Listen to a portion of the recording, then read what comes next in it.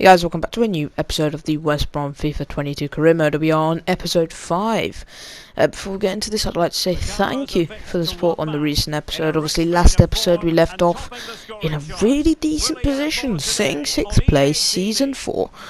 If you told me that when we first started this save, I would have been over the moon, especially after the way how we're sort of started in season 2. The fact how much we were struggling now, really, we're standing up well against the top teams. And talking about top teams, what a start to the episode this would be. Man City. You guys are getting 2 fixtures against Man City in this episode, and we wouldn't start off badly. Gavi, or no, that's not Gavi, that's Ander, going for a wild little strike there, and Edison saving from the corner again.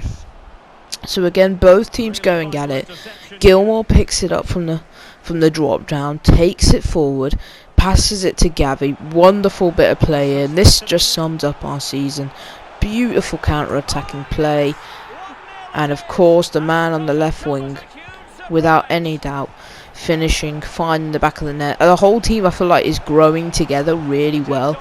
There's certain positions that I think will be behind, like right back position. I feel like next year we could go in for someone a bit younger and a bit higher potential than Divine.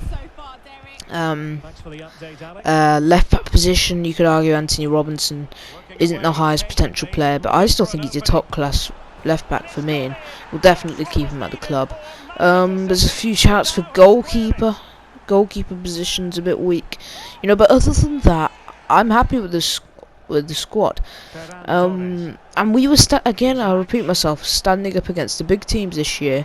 1-1 going into half time. City would get a late chance here, but talking of goalkeepers, why do we need to replace him? Sam Johnston making a good save there. But yeah, half time, you could tell we slowly lost a bit of momentum in the game, and I feel like after the Isaac goal we needed to sort of respond with something in the second half, and we would. Chipped into the middle, saved by Sam Johnson. Cardoso picks it up, finds Gavi to Diangana. Diangana just loves going on these sort of runs into the box. So this time he lays it off to Grant, who makes his own run into the box and fires home another for himself. Carden Grant, is he the GOAT of this series? Is he our best player of the series so far? You know what, I've got to say yes. I think he has been the best player in the series. Him and Andrade are, I'd say, our best 2 players. Yes, I know Diangana's the highest rated player. I put Diangana there third with Ander. But again, you can also make an argument about Gavi. I think we've got so many good players in the squad, and we've managed to keep some players in the team that were there from the beginning.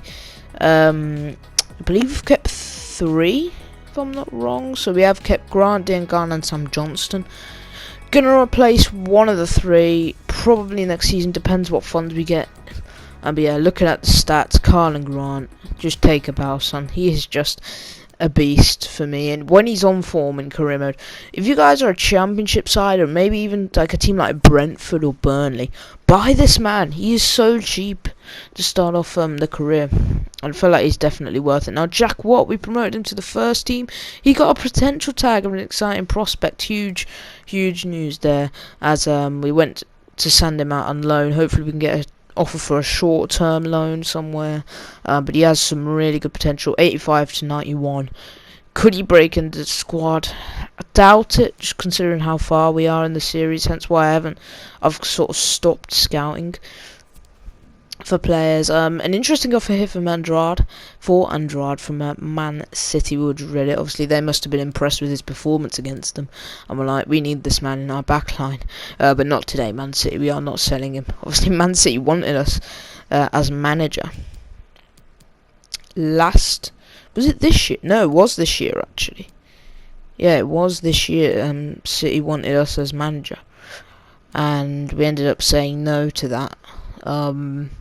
Just because I wanted to sort of keep the series as a West Brom series. If I went to City, I think that would just damage the series, and it'd make it too easy. Because who wants to see a Man City career mode on YouTube?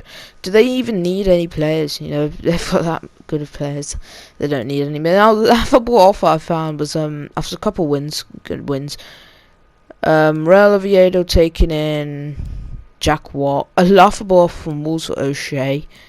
Gavi offered for men to reject, and Hellas Verona wanted Grant, but we'd also reject that. As I did tell you guys we would have a trip to the Etihad to face Man City away. It wouldn't be an easy one, but we had one thing in our favour, and it was this man.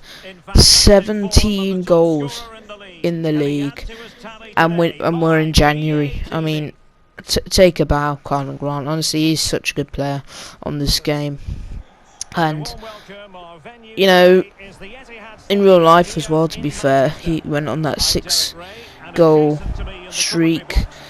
Dried up of late as well with the team. Team's been shocking lately. Don't want to talk about the team at all, to be honest. The team's been absolutely dreadful. But jumped into the City match from minute 1 or from minute 4. Really good performances from everyone. The team was gelling well. We were attacking, and eventually 13 minutes in at the Etihad, we would find the lead. Carl Grant doing the Daniel Sturridge celebration there as huge goal at the Etihad, and we would take the lead, a shock lead as well. I wasn't expecting that, that's for sure, but it wouldn't be for long here. Early response from City. Kevin De Bruyne, you let him shoot, you're going to concede on this game. That's as simple as it is. And not incredibly good defending from it, but again, we were still in the game, and I felt we were actually doing better than City. I thought we had more control of the ball, and on the counter, we found gaps through the defence. And Carl Grant, once again, you give him space, you're going to concede on this game. Finds the back of the net. It's just before half time. We took a 2-1 lead. I was quite shocked stats wise. Yeah, I think we would just deserve to lead. They only had one shot actually, and that was the goal that they scored. But yeah, some top performances from us. Second half, wanted to try and hold on. Obviously, this would have been a huge win. City, who are top of the league, and we're chasing top 4. What a win this would be. But again, like, just defensively caught out by City's attacking prowess. And there's Isaac, scored in at the fixture in the Hawthorns. He scores again. Wanted to try and keep the point, and we almost surrendered a goal here if it wasn't for Sam Johnson heroics keeping us level, keeping us in the game. And another chance here from the corner. It wouldn't go short, it would go Isaac. Lucky there, and unlucky for them, but lucky for us. And Diangana going forward, we should have scored this. If only I took one more touch with Gavi, I think we would have and could have won that game 3-2. But overall, really good performance, and I think 2-2 versus Man City, you take that any day of the week, home or away. And yeah, lots of positives as we were performing well. Once again, another decent performance. Looking at the stats, Grant, oh my, look at this man. This man's rating 9.8. I mean, how he didn't get a 10? Probably because he didn't get the hat-trick at the end, but to be honest, he's just a different level in my opinion. Jumped into the Southampton game, hoping for a win. I thought we'd get a win here. We actually were forced to accept a point at the Hawthorns, and I found this a very strange offer for Kipre. Rejected it, but interestingly, you don't get offers from Ajax for your 28-year-old 71 rated centre backs every day, do you?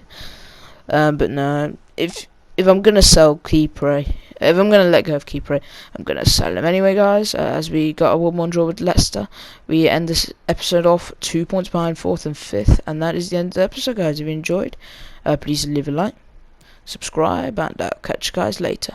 Take care.